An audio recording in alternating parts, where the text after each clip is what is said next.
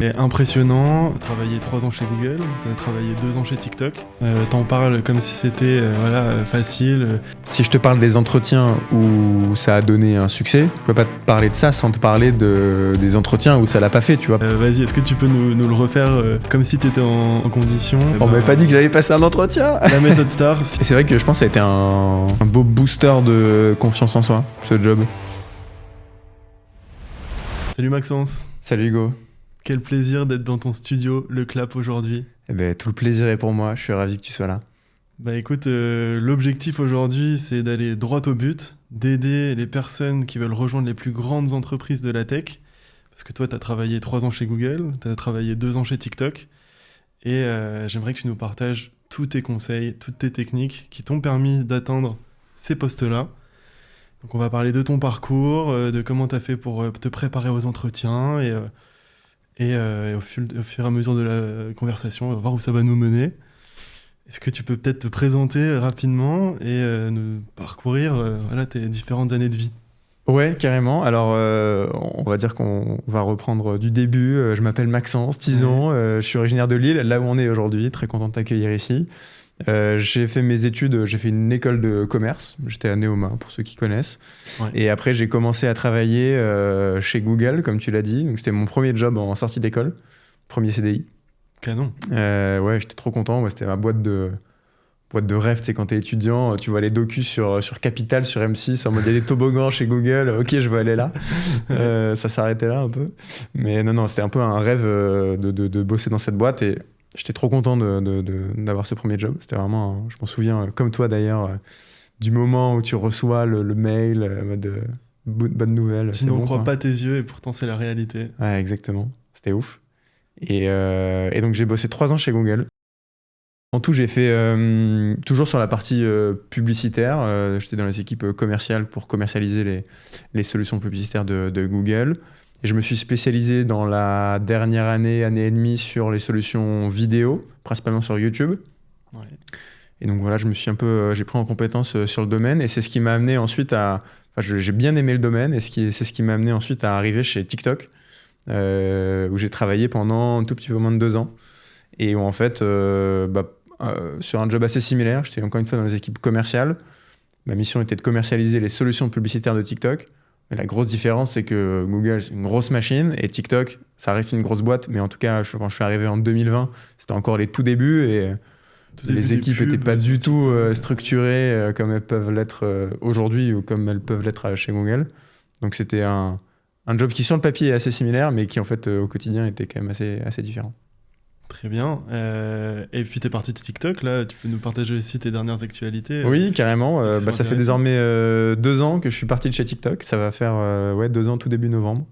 Et désormais, donc je me suis lancé dans l'entrepreneuriat. Je suis à mon compte. J'ai créé une agence qui s'appelle Premier Plan, où on fait du personal branding pour des entrepreneurs. Donc, concrètement, c'est de la création de contenu pour tous les entrepreneurs qui veulent prendre la parole sur les réseaux sociaux, sur les formats que j'adore, Instagram, TikTok, etc., vidéos verticales courtes, que tu aimes tout autant. Tu es l'expert sur le sujet. Et donc, on crée du contenu pour tous ces gens-là. Et en parallèle de ça, j'ai une autre activité qui s'appelle Le Clap, qui est un studio d'enregistrement dans lequel on est actuellement. Salut Le Clap. Le Clap qui est là-bas d'ailleurs. Exactement, le Clap de cinéma. Donc, c'est un studio d'enregistrement que je viens tout juste d'ouvrir, qui est basé à Lille. Et en fait, c'est un studio que je vais mettre à disposition aussi bien des créateurs de contenu. C'est impressionnant, t'en parles comme si c'était facile. J'étais chez Google, j'ai rejoint TikTok, aujourd'hui je monte ma boîte. Pour certains, c'est des carrières qui font rêver. T'es entrepreneur, t'es jeune, t'as un beau bagage dans la tech, dans le business, dans la création de contenu. Quand t'étais étudiant, est-ce que tu savais que tout ça c'était fait pour toi? Est-ce que t'avais la confiance de dire « je postule chez Google parce que je sais que je vais y arriver » ? Non. Non, clairement pas. Et puis déjà, quand t'es étudiant, en vrai, tu sais pas trop ce que tu veux faire. Et d'ailleurs, j'ai eu le job chez Google, mais en fait, jusqu'au premier jour, tu sais pas exactement ce que tu vas faire. Enfin, moi, j'ai eu cette sensation où je sais que ça va être dans le marketing de manière générale, mais... Ouais. Et en fait, c'était déjà plus commercial que marketing, vraiment. On était dans la même équipe, hein, pour ceux qui nous regardent, dans le même job, ceux qui connaissent Hugo. Donc déjà, tu sais pas exactement ce sur quoi tu vas atterrir. Moi, c'est plus la boîte qui me faisait de l'œil un petit peu, qui me donnait envie. Et j'étais passionné par l'écosystème de l'innovation, des startups et tout ça. Et puis forcément, tu as Google un peu en ligne de mire de tout ça. Et donc non, quand j'étais étudiant, déjà, je savais pas vraiment ce que c'était. Au-delà de même d'avoir envie de le faire. Mais et au-delà de juste avoir l'envie de travailler chez Google. Mais en fait, concrètement, tu sais pas ce que c'est, quoi. Et donc non, quand j'étais étudiant, moi j'étais un étudiant tout ce qui est plus normal, qui sait pas trop ce qu'il veut faire. T'étais plutôt bon élève, t'avais des bonnes notes Pas spécialement. J'étais le comment dire, je faisais ce qu'il fallait faire pour passer l'année d'après. 11-12 de moyenne, ça m'allait bien. On était à peu près pareil, du coup, je crois. Voilà. Ce qui était demandé était fait, mais j'aimais bien avoir des projets à côté, par contre, déjà pendant mes années étudiantes. Ça m'intéresse. Ouais.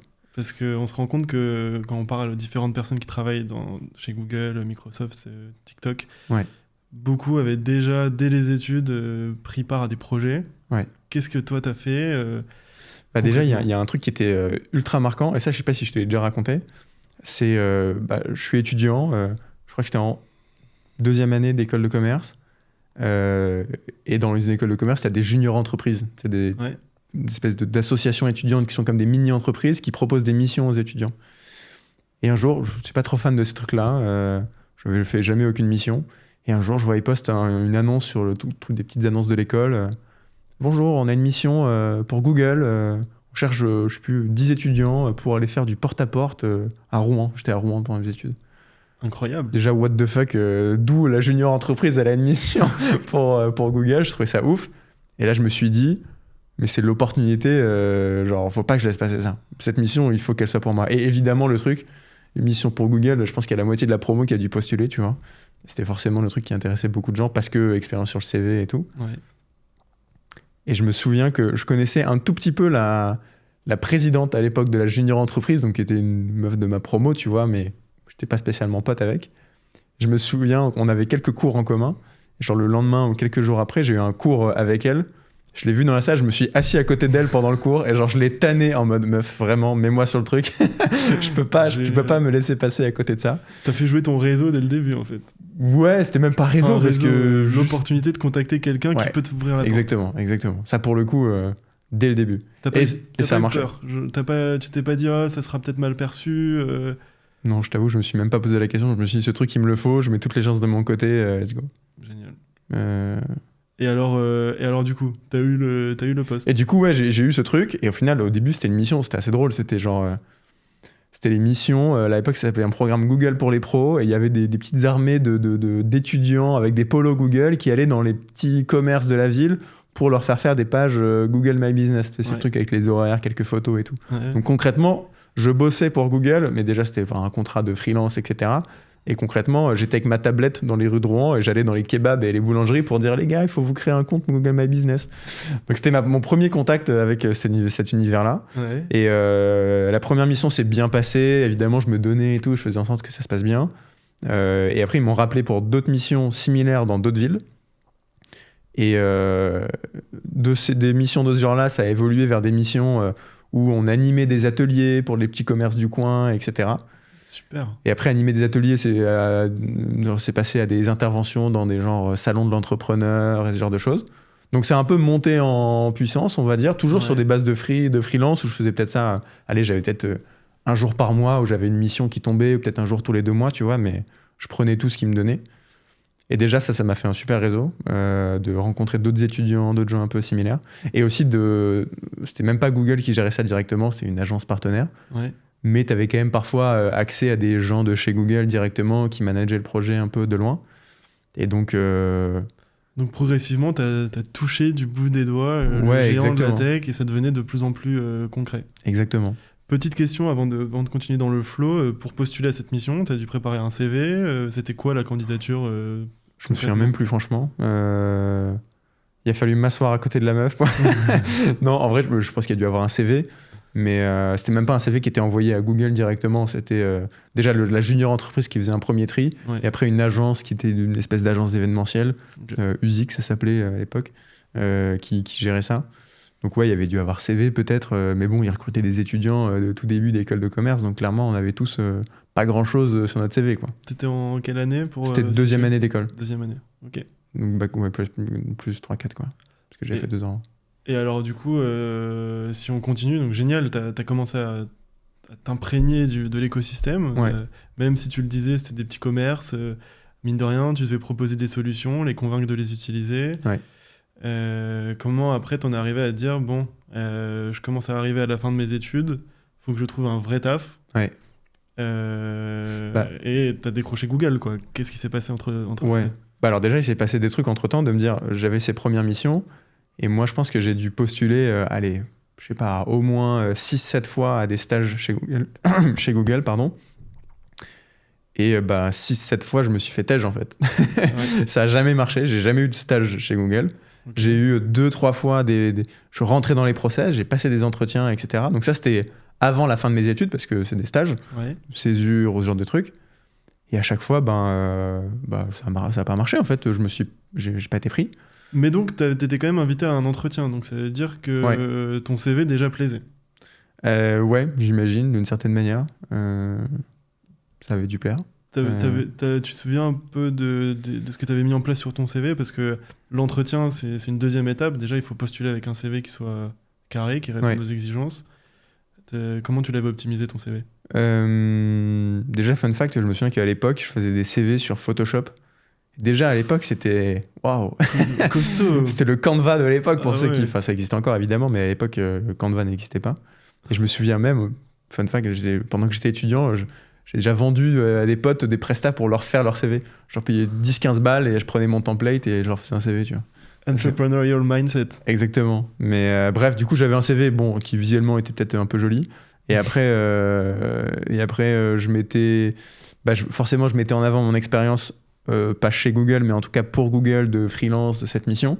Avec tous les tips que tu connais bien, de mettre des chiffres, mettre ce que toi, t'as fait concrètement, Alors etc. attends, je mets une petite pause sur ça parce que, en effet, c'est évident quand tu as l'habitude de le faire. Ouais. Pour ceux qui nous écoutent, mettre des chiffres. Moi, souvent, mes clients me disent, mais moi, j'ai pas de chiffres dans mes expériences. Ouais. Comment Tu vois, comment typiquement, l'expérience de... là, je te l'ai un peu sous-vendu de dire... bah ouais, j'allais voir les kebabs du coin pour leur vendre des My Business, tu vois. Le présenter de manière plus sexy, Vas-y. c'est de dire, je sais pas, déjà tu contextualises un peu, le programme, c'est un programme pour digitaliser les entreprises en France, Ouais. dans lequel Google a embauché, je sais plus à l'époque, X étudiants pour aller à la rencontre des petits commerces et leur faire installer un truc Google My Business. Tu peux même mettre, j'en sais rien, un chiffre qui dit ça permet d'augmenter le nombre de gens qui viennent dans ta boutique. Alors Et vas-y, je te challenge tout de suite. Parce que là, tu es en train de commencer tout doucement à nous faire la méthode STAR, indirectement. Ouais. Vas-y, est-ce que tu peux nous le refaire comme si tu étais en condition sur... On m'avait pas dit que j'allais passer un entretien. La méthode STAR, situation, tâche, action, résultat, pour donner envie et justement valoriser ton expérience. Putain, le stress. Non, mais si je devais présenter cette expérience, je dirais un truc du genre... donc déjà, j'ai fait partie d'un programme qui s'appelait Google pour les pros. Google pour les pros, c'est un programme qui vise à digitaliser les commerces en France, et principalement les petites et moyennes entreprises, petits commerces locaux, etc.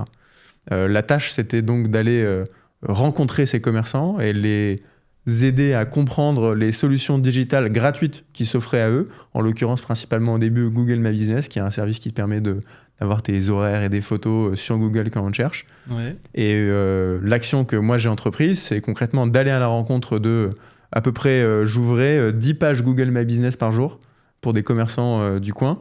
Et donc parfois il fallait même leur créer un compte Google, un compte Gmail, parfois même une adresse mail, ils n'en avaient pas du tout. Génial. Donc c'était vraiment un public, je peux le dire, on était en 2015 je crois, donc bon, il y avait déjà Internet et Google évidemment, mais c'était déjà beaucoup moins digitalisé qu'aujourd'hui. Mhm. Donc il y avait plein de gens qui n'avaient pas de page Google My Business. Aujourd'hui ça paraît incompréhensible, tu cherches une entreprise, un magasin, tout le monde est sur Google. Maintenant, à l'époque, c'était pas trop le cas.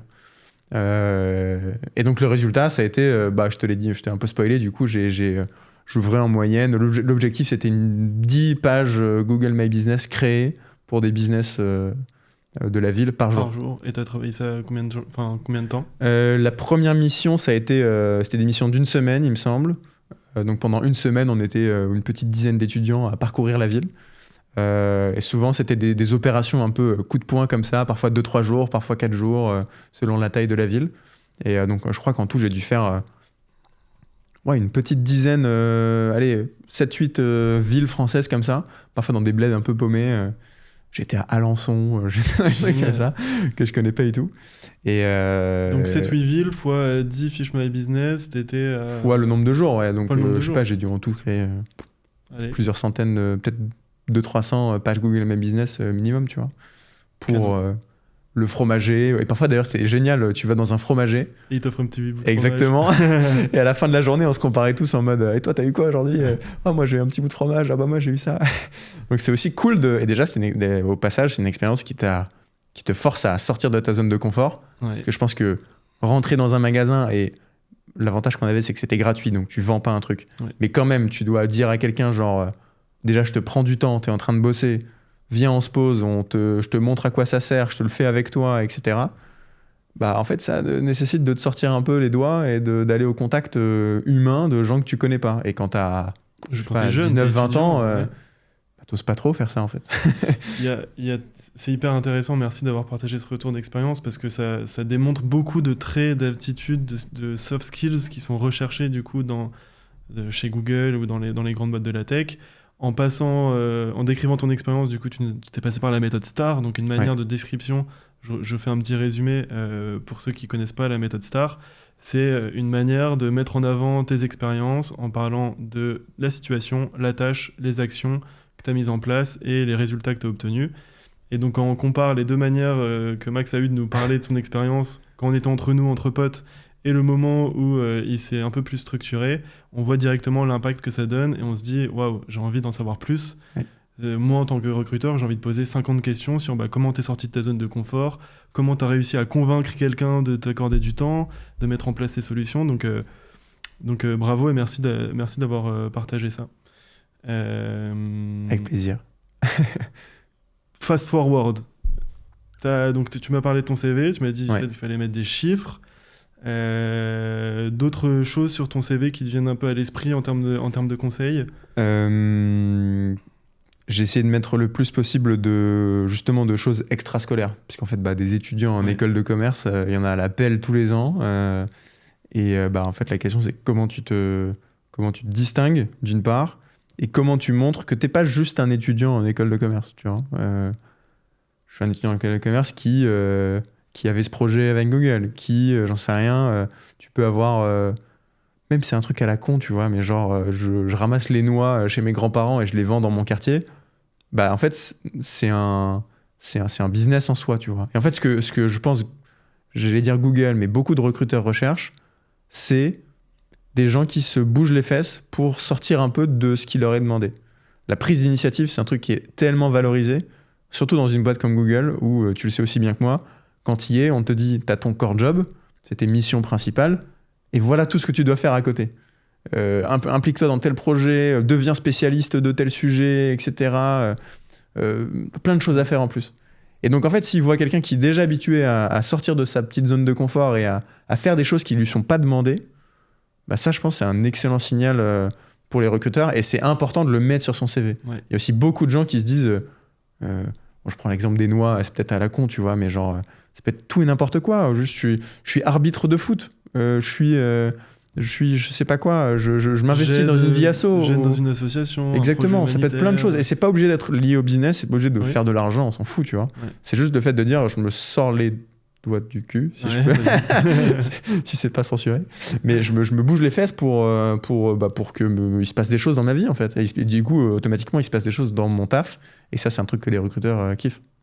J'adore. C'est très précis, c'est très concret et j'espère que ça donne en tout cas des idées à ceux qui nous écoutent pour agrémenter leur CV d'expériences un peu annexes à leurs études ou même à leurs premières expériences, leur premier job.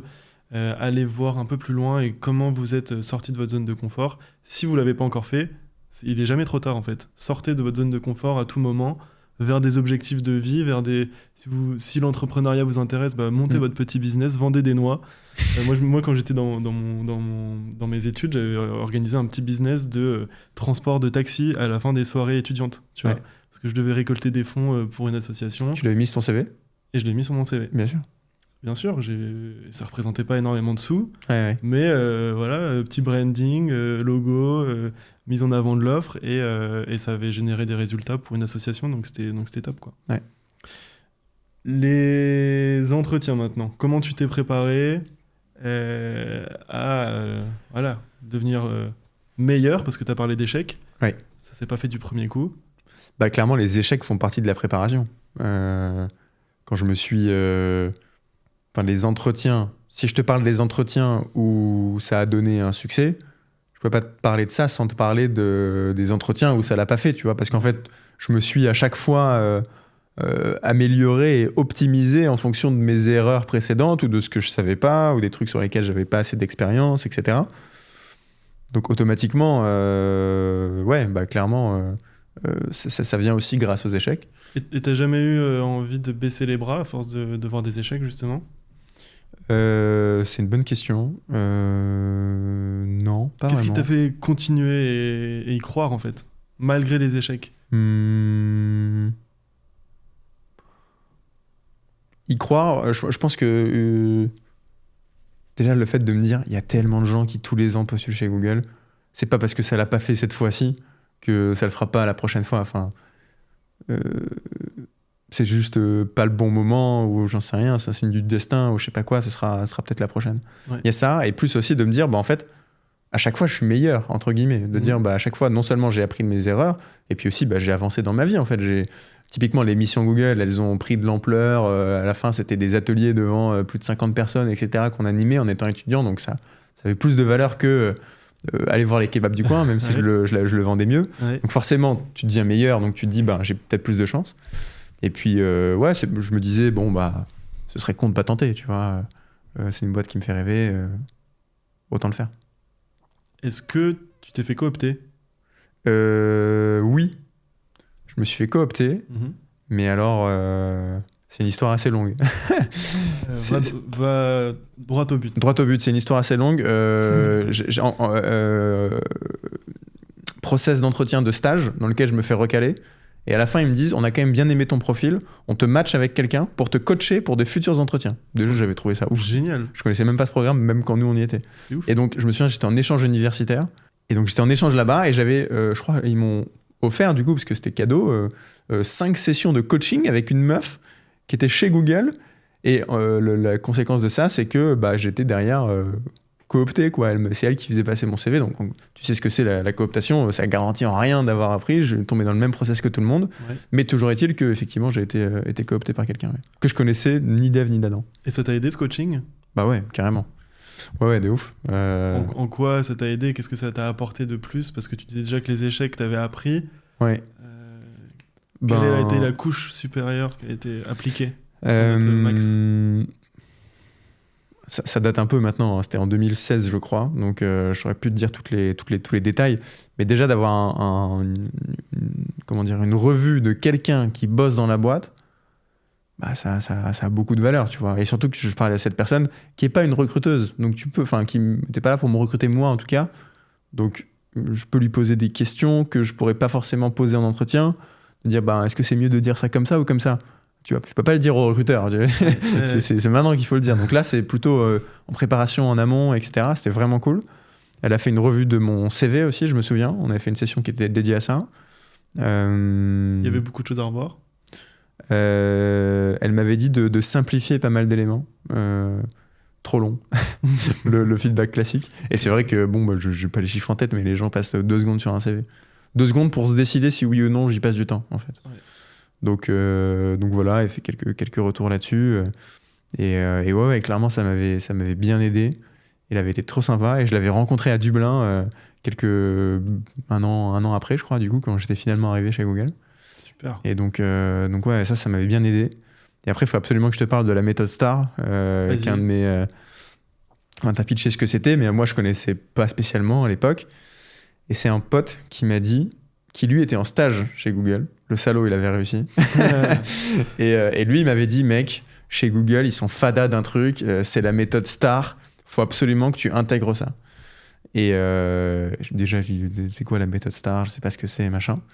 Et il m'a dit, méthode STAR, donc c'est ce que tu as dit tout à l'heure, c'est situation, task, action, résultat. Donc c'est une manière, c'est un template, c'est un framework pour expliquer les choses de manière où la personne qui t'écoute, qui connaît rien à ton histoire, elle a l'information, elle a tout ce qu'elle doit savoir. Et il m'avait dit au-delà de ça, il m'avait dit, mec, chacune de tes expériences, et ça peut être encore une fois expérience pro, et ça peut être je vends des noix de mon grand-père, ça peut être ce que tu veux, tu dois la transformer en histoire. Il m'a dit, il faut que chacune de tes expériences, tu les racontes. Et en fait, ça m'a vraiment marqué ce conseil, et je me suis vraiment appliqué. Et tu sais, on a tous, je sais pas, quelques listes d'expériences à raconter sur notre CV. Tu as 2-3 stages, tu as peut-être des petits boulots à côté. Et il faut que chacune de ces choses-là, ce soit une histoire à raconter. Presque du genre, tu le romances un peu en mode il était une fois, j'étais en stage nanana, ma mission était ci, j'ai fait ça, rebondissement, j'ai pas réussi, donc j'ai appliqué ça. Et en fait, déjà pour toi, c'est beaucoup plus facile à dérouler ton histoire. Et les gens qui t'écoutent, qui ne te connaissent pas du tout, c'est tellement plus simple pour eux. Ils veulent aller jusqu'au bout, ils ont des questions à te poser, tu te rends beaucoup plus intéressant. Il y avait ça, et en fait, il m'a dit chez Google, tu as beaucoup de questions qu'on appelle des questions situationnelles. Du genre, comment tu réagirais si tu es en désaccord avec ton manager sur un sujet. Donc tu vois, c'est une question genre hyper large, hyper générique, tu sais pas trop par quel bout la prendre, etc. Et c'est des questions auxquelles il n'y a pas de bonne ou de mauvaise réponse. Les gens veulent te cerner un peu, en fait. Au-delà de dire est-ce qu'il est bien ou pas bien, c'est juste comprendre quel type de personne tu es. Comprendre ton raisonnement, comment tu réponds à une situation nouvelle, incertaine. Et donc, cette méthode STAR, elle est géniale parce que non seulement elle va te permettre de structurer ta réponse, et surtout, une fois que tu as des histoires préparées, moi, littéralement, je les avais scriptées presque. À l'époque, on faisait déjà des scripts.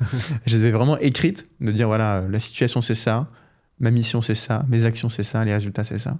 Et en fait, tu déroules ton histoire. Et quand tu as une question à laquelle tu es capable de raccrocher une histoire, parce qu'en vrai, tu es toujours capable. Tu dis, ah ouais, c'est vrai, avec tel manager, il s'est passé ça. Ok, bon, j'ouvre le chapitre de telle histoire, je la déroule, et puis je fais en sorte que ça réponde à la question. Et en fait, tu es tellement plus serein quand tu as ton histoire qui est prête et que tu es prêt à la dérouler, que quand tu dois, putain, une question comme ça, c'est pas facile à répondre en vrai. Et si déjà tu te mets du contexte de dire, alors oui, je peux vous parler de cette expérience où je bossais dans telle boîte, il s'est passé ça, ma mission c'est ça, et il se trouve que j'avais un désaccord avec mon manager sur ça, et donc on a fait ça. Mais déjà en fait, la zone d'ombre de putain, je sais pas comment répondre à cette question, je vais presque l'englober dans un environnement que je maîtrise complètement, et effectivement il y a un bout de la réponse où peut-être que je suis un peu bancal, j'ai pas exactement de réponse exacte à donner à cette question, tu vois, fait chier, mais je lui donne quand même à manger au recruteur, je lui dis je te raconte une histoire, il va se passer des trucs. Le cœur de l'histoire, c'est peut-être pas comment j'étais en désaccord avec un manager, mais t'en apprends sur moi, t'as envie de me poser d'autres questions, etc. Ça a été un conseil de ouf. Parce que du coup, ce qu'il y a derrière ce que tu dis, c'est que derrière chaque expérience, même si t'as pas 15 expériences, dans une seule et même expérience, tu peux trouver des exemples situationnels de la relation client, des objections, des conflits, des résolutions de problèmes, de la prise de leadership, alors que c'est de la même expérience dont on parle. Mais la manière dont tu tournes l'histoire, bah, t'arrives en fait à la rattacher à la question posée. J'adore. Tu peux nous dire aussi des mots sur la longueur du process, parce que c'est pas qu'un entretien chez Google. Comment, chez Google et chez TikTok d'ailleurs, comment tu fais pour garder la pêche une interview après l'autre et garder espoir? Déjà, une fois que tu as fait ce taf de raconter tes histoires, de préparer tes histoires, c'est des trucs que tu peux recycler. Et je me souviens quand j'ai postulé chez TikTok, j'ai ressorti mon doc de préparation que j'avais utilisé pour postuler chez Google en me disant au fait c'est quoi mes histoires, tu vois, genre comment je les avais structurées et tout, parce que c'est des trucs qui t'aident toujours, tu vois. Et même si forcément avec les années les histoires anciennes perdent en importance, mais c'est quand même des choses intéressantes sur lesquelles tu peux te raccrocher. Donc pas perdre espoir. Je sais pas trop quoi dire là-dessus. Non, si ce n'est que en fait les process sont pas forcément, tu redémarres pas de zéro à chaque fois en fait. Non seulement t'apprends des choses, tu te développes, tu level up comme tu dis, et surtout ce que t'as préparé avant, ça part pas à la poubelle. J'aime trop ce que tu dis sur tu build up.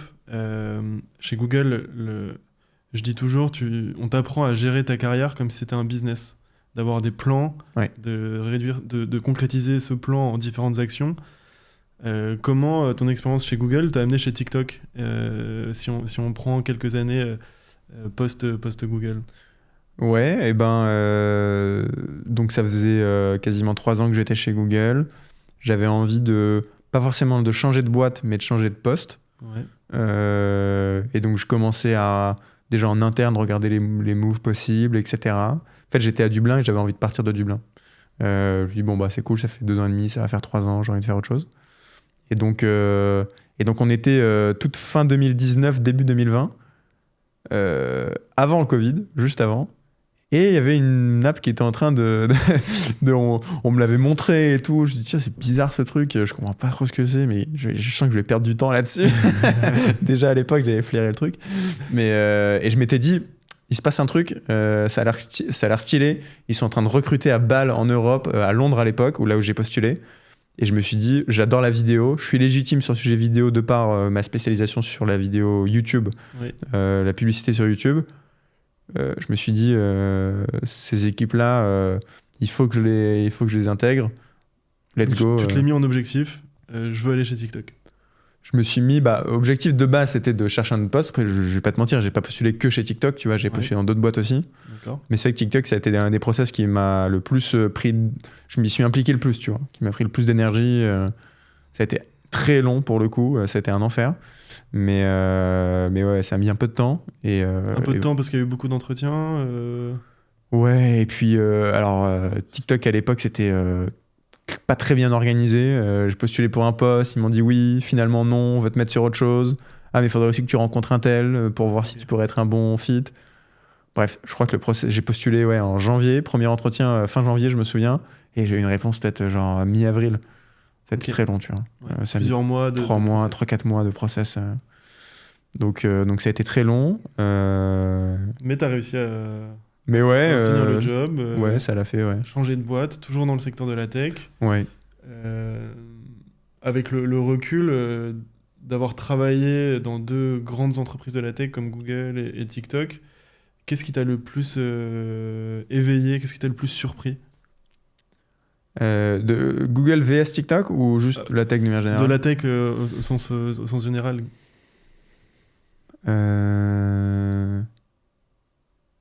Qu'est-ce qui m'a le plus surpris?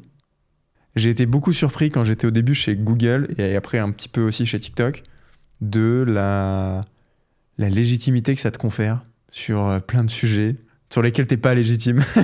Genre, tu sais ce que c'était. On parlait quand t'es chez Google, mon premier job, t'es account strategist. En gros, tu conseilles des entreprises sur leurs investissements publicitaires. T'as 23 ans, tu sors d'école, tu connais pas grand-chose au business et à la publicité en ligne. Évidemment, on te forme, etc. Mais ton expérience est très limitée. Et on va te dire, potentiellement, tu parles à un directeur marketing d'une entreprise, de lui dire qui investit 10 000 euros par mois, parfois même plus, même quand tu commences 30 000 euros par mois sur Google, ce serait peut-être mieux de faire ça.